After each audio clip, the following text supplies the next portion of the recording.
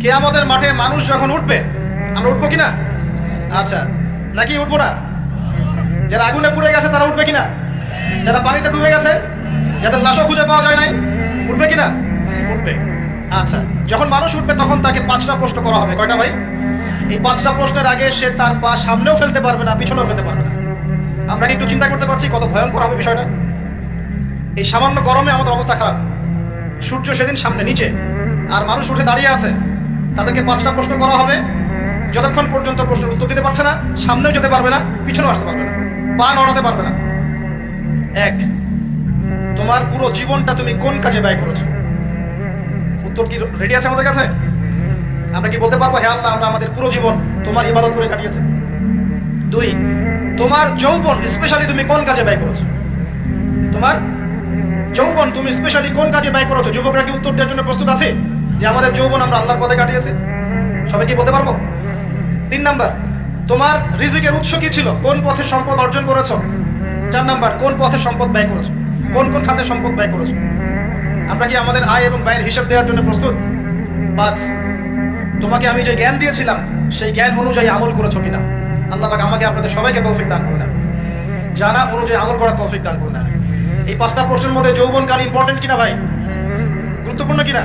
মাথায় রাখি। সামনে একটা হাদিস শুনুন। রাসূল সাল্লাল্লাহু আলাইহি ওয়াসাল্লাম বলেন যে এই কিয়ামতের মাঠেই 7 শ্রেণীর মানুষকে আল্লাহ পাক বিশেষ মেহমানদারির ব্যবস্থা করবেন, আরশের ছায়ায় ছায়া দিবেন ইনশাআল্লাহ। কোথায় ছায়া দিবেন? ওই দিন এই ছায়া ছাড়া অন্য কোনো ছায়া থাকবে না। নবী সাল্লাল্লাহু আলাইহি ওয়াসাল্লাম বলেন তার মধ্যে প্রথম শ্রেণী হচ্ছে ইমামুন আদিল, ন্যায়পরায়ণ শাসক। ন্যায়পরায়ণ, আচ্ছা, ন্যায়পরায়ণ শাসকের একটা এক্সাম্পল দেই। মক্কার জাহিলি যুগে সাহাবীরা ঈমান নিয়ে এসেছেন, বাস তাদের উপর নির্মম নির্যাতন শুরু হয়ে গেছে। আবু জেহেল, আবু লাহাব, উতবা, শাইবা। তখন সাহাবীরা আল্লাহ রাসূলের কাছে এসে বলছেন, ইয়া রাসূলুল্লাহ, আপনি একটু বদদোয়া করেন, তাদের উপর বদদোয়া করেন, আমরা তো আর পারছি না। নবী সাল্লাল্লাহু আলাইহি ওয়াসাল্লাম বললেন, তোমরা মক্কা থেকে হিজরত করে হাবাশায় চলে যাও। কোথায়? হাবাশা। হাবাশা মানে হচ্ছে আবিসিনিয়া। আবিসিনিয়া মানে এখনকার ইথিওপিয়া, ইরিত্রিয়া। নাম শুনেছেন কি? বিশেষ কোচিং তো করছেন অনেকে। আফ্রিকা মহাদেশের একটা ছোট্ট দেশ ইরিত্রিয়া, ওখানে চলে যাও। তখন বলেছিলেন তিনি হাবাশায় চলে যাও। সাহাবীরা জিজ্ঞাসা করছেন হাবাশায় কেন? নবী সাল্লাল্লাহু আলাইহি ওয়াসাল্লাম বলেন, সেখানে একজন খ্রিস্টান ন্যায়পরায়ণ শাসক আছেন যার রাজ্যে কেউ জুলুমের শিকার হয় না। কি বললাম বলেন তো? হাবাশা কে আছেন? একজন মুসলিম না খ্রিস্টান? খ্রিস্টান ন্যায়পরায়ণ শাসক আছেন যার রাজ্যে কেউ জুলুমের শিকার, মুসলমান নন এমন একজন শাসকের প্রশংসা করে আমাদের নবীজি বললেন তার রাজ্যে কেউ জুলুমের শিকার হয়। সুবহানাল্লাহ। সাহাবীরা সেখানে হিজরত করলেন। নেতৃত্ব দিয়েছেন জাফর বিন আবি তালিব রাদিয়াল্লাহু আনহু। সেই সাহাবী বাদশা নাজাশী, তার নাম ছিল বাদশা নাজাশী, তার সামনে দাঁড়িয়ে সূরা মারিয়াম তেলাওয়াত করেছিলেন। ওই সূরা মারিয়ামে ইয়াহইয়া, যাকারিয়া, ঈসা, তার মা, এই গল্প ঘটনাগুলো আছে। এই সূরার তেলাওয়াত শুনে বাদশা নাজাশীর চোখ দিয়ে পানি পড়তে পড়তে দাড়ি ভিজে গিয়েছে। সুবহানাল্লাহ। সে সেখানে ঈমান নিয়ে আসেন, মুসলমান হন, আলহামদুলিল্লাহ। আমাদের নবীজি তার জানাজার নামাজ পড়েছিলেন। আমাদের নবীজি তার গায়েবানা জানাজার নামাজও পড়েছেন। বলে সুবহানাল্লাহ। এখানে একটা পয়েন্ট খালি বলতে চাই, একজন অমুসলিম শাসক সম্পর্কে আমাদের নবীজি মন্তব্য করেছিলেন তার রাজ্যে কেউ জুলুমের শিকার হয় না। আর আজকের দিনে সারা বিশ্বের কোন কোন ক্ষেত্রে মুসলিম শাসকদের ব্যাপারেও এই কথা বলা যায় না যে তার রাজ্যে কেউ জুলুমের শিকার হয় না। আল্লাহ পাক বলেন আরশের ছায়া আমি ছায়া দিব 7 শ্রেণীর মানুষকে। কয় শ্রেণী? তার মধ্যে প্রথম শ্রেণী হচ্ছে ইমামুন আদিল, ন্যায়পরায়ণ শাসক। আল্লাহ পাক আমাদের সমস্ত শাসকদেরকে ন্যায়পরায়ণ হওয়ার তৌফিক দান। 2 নাম্বার, সেই যুবককে আমি সেখানে আশ্রয় দিব যেই যুবক তার যৌবন কালটা আল্লাহর পথে কাটিয়ে দিয়েছে। এবার কি হাদিসটা আপনি পেয়েছেন? এর আগের হাদিস কি শুনলেন? পা নড়াতে পারবেন না যতক্ষণ পর্যন্ত এই প্রশ্নের উত্তর না দিচ্ছেন যৌবনকাল কোন পথে ব্যয় করেছেন।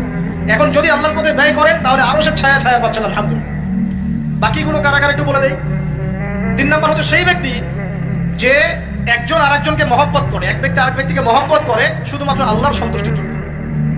কথা কি বুঝতে পারছেন? এই মহব্বত আমার এই ছেলে মেয়ের ফ্রি মিক্সিং না। কথা বুঝতে পারছেন? দিনের খাতিরে মহব্বত, আল্লাহর জন্য মহব্বত, আল্লাহর জন্য। 4 নাম্বার এমন ব্যক্তি যে এত গোপনে দান করে যে তার বাম হাত জানে না ডান হাত কি দান করেছে। আমরা তো এখন 1 টাকা দান করলে 100 টাকা ফুটাই।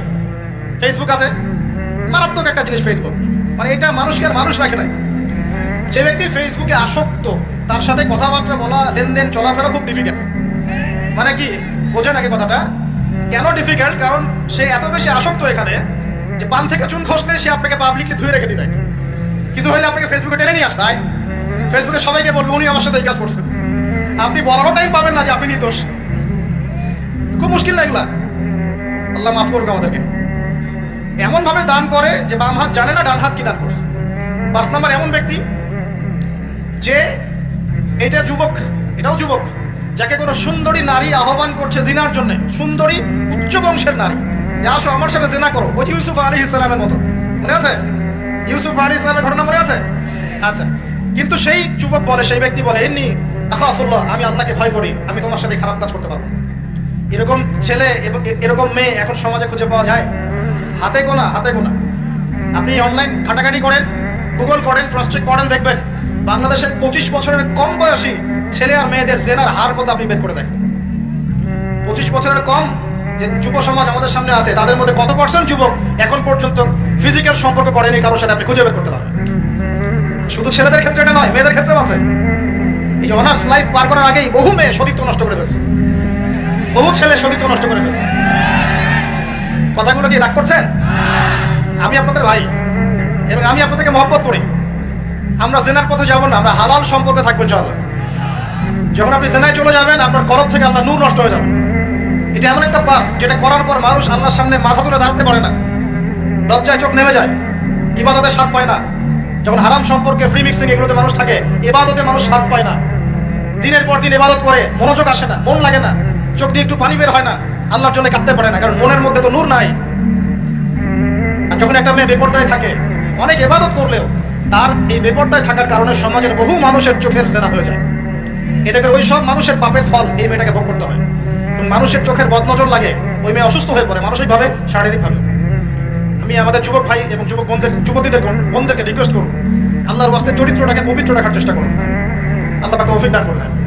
এই যুবককে আল্লাহ পাক আরশের ছায়া দিবেন, যে একটা মেয়েকে পেয়েও আল্লাহর ভয় তাকে ভোগ করে না। আল্লাহ পাক এরকম যুবক ঘরে ঘরে তৈরি করবেন।